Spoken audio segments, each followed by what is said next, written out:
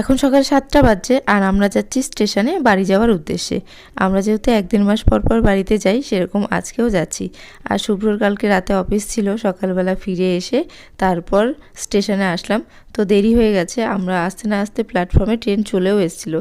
তো এখান থেকে আমরা দুর্গাপুর থেকে 7টা 25-এর ইন্টারসিটিটা ধরেছিলাম।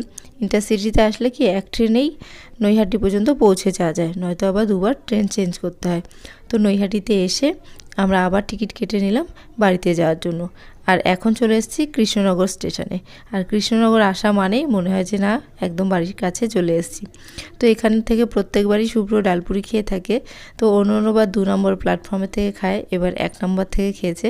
তো আজকের ডালপুরিটা নাকি খুবই টেস্টি ছিল।